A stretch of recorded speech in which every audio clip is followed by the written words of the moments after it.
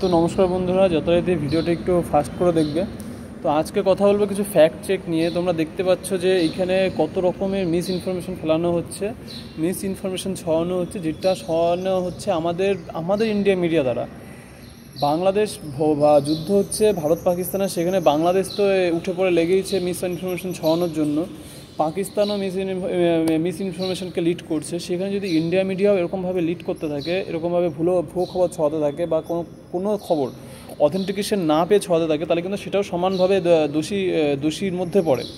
তো এইরকমভাবে নিজেদের ক্যাপাবিলিটিকে কেন নষ্ট করছে সেটা আমি বুঝতে পারছি না। তবুও আমরা বেশ কিছু ভুয়ো খবর ছিল যেগুলো পরে ডিলিট করে দিয়েছে, সেগুলো সম্পর্কে আমাদের একটু জানতে হবে। কারণ আমি অনেককে দেখেছি র্যান্ডামলি তারা শেয়ার করছে, অবশ্যই তাদের একটু চেক করে শেয়ার করা উচিত। এবং আমি আমার ভিডিওতে আরও বিস্তারিতভাবে আলোচনা করব কোনটা ঠিক কোনটা ভুল, এবং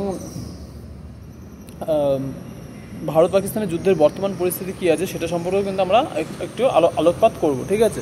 তো এখানে প্রথমেই যেমনটা দেখতে পাচ্ছ যে viral claim of Indian strike on Karachi port uses 2020 Gaza image. মানে করাচি পোর্ট, এই বেশ কিছু মিডিয়া চ্যানেল, আপফ্রন্ট মিডিয়া চ্যানেলও কিন্তু দেখতে পাচ্ছিল যে করাচি পোর্টে অ্যাটাক করা হয়েছে, আইএনএস বিক্রান্ত করাচি পোর্টে অ্যাটাক করেছে। তো এইটা কিন্তু পুরনোই ভুল খবর।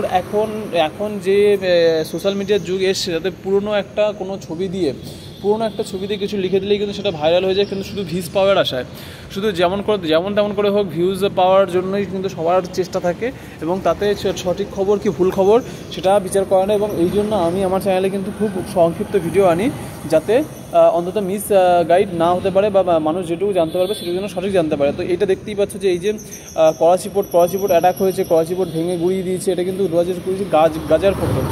হ্যাঁ, এছাড়া যে দাবি করা হয়েছে যে পাকিস্তান দুটো JF-17 কে মানে JF-17কে ধ্বংস করেছে, সাথে একটা F-16 ধ্বংস করেছে। এগুলোর কিন্তু কোনো অফিসিয়াল সোর্স এখনও পাওয়া যায়নি। অফিসিয়াল সোর্স যেটুকু হচ্ছে দিনের শেষে বা দিনের মধ্যে বা দিনের শুরুতে কোনো মিনিস্টার, মানে এক্সটার্নাল মিনিস্টার অজিত ডোভাল সাহেব, বা হচ্ছে যে আমাদের সোফিয়া কুরেশি বা সাথে সে বিক্রম সিংহা যে আছেন, তারা যখন যেটা ব্রিফ করছে সেটাই কিন্তু অ্যাকচুয়াল অফিসিয়াল খবর। তাছাড়া কিন্তু তেমন অফিসিয়াল খবর কিন্তু সেটা ঠিক হয় না, সেটা ঠিক ভুলও হতে পারে। তো সবসময় একটা কিছু শেয়ার আগে একটু যাচাই করে দেখবে। এখানে দেখতে পাচ্ছি India Pakistan conflict escalates in INS Vikrant devastating strike on Karachi port. মানে এরা প্রথমে কিন্তু বলে দিল যে হচ্ছে আইএনএস বিক্রান্ত দ্বারা করাচি পোর্টে অ্যাটাক করা হয়েছে, কিন্তু এই পোস্ট কিন্তু পরে ডিলিটও করে দেওয়া হয়েছে, ঠিক আছে। তো এইটা সম্পর্কে একটু অ্যাওয়ার থাকার জন্য বলা হচ্ছে। এখানে দেখতে পাচ্ছ করাচি, এবং করাচিতে কোনো রকমের এখনও হামলা ভারতের দ্বারা করা হয়নি। যখন হামলা করা হবে তখন সেটা জানিয়ে দেওয়া হবে, সেটা আর্মির সেনারাও ব্রিফিং করে জানিয়ে দেওয়া হবে। এবং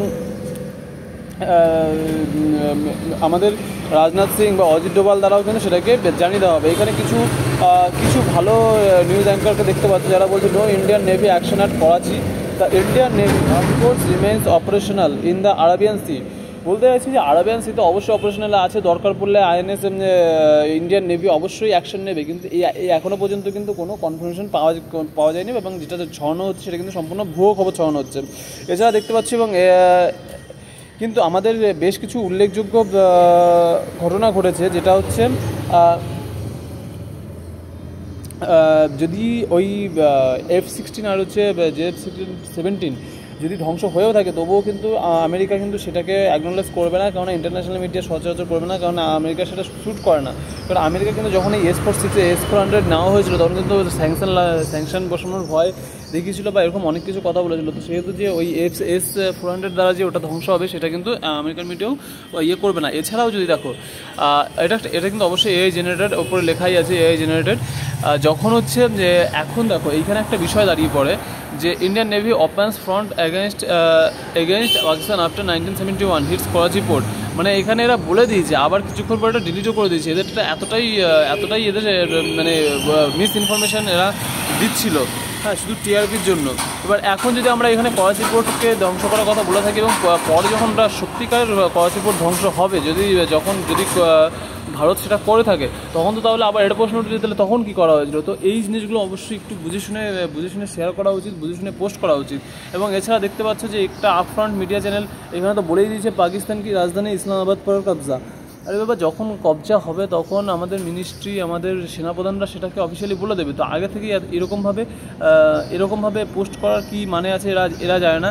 এখানে যেমনটা দেখতে পাচ্ছ, এই ভিডিওটা দেখেছো কিনা জানি না, এটাও কিন্তু অবশ্যই এআই জেনারেটেড ভিডিও, যেখানে বলা হচ্ছে, যেখানে এই ভিডিওটাতে বলেছে যে এরা JF-17 এবং F-16 ফাইটারকে শুট ডাউন করে নামিয়েছে ভারত। কিন্তু তোমরা একটা কথা ভাবো, যারা নিজেদের কার্গিল ওয়ারে মৃত শহীদদের, মৃত পরিবারদের, মৃত সেনাদের দেহ নিতে চায়নি, তারা কি এত সহজে এটাকে স্বীকার করে? তো এইরকম একটু বাস্তব বিচার বুদ্ধি দিয়েও জিনিসটাকে যাচাই করতে হবে। এছাড়া আমাদের বিদেশ সচিব খুব ভালো কাজ করছে, যে এই সাধারণ মানুষই যদি মরে থাকে তাহলে তার ফিউনারালে এরকমভাবে মানে বড় বড় সেনাপ্রধান সমেত এরা কী করতে যাবে। তো এইটাকে কিন্তু অবশ্যই ইন্টারন্যাশনালভাবে খুবই জোরে আওয়াজ তুলেছে।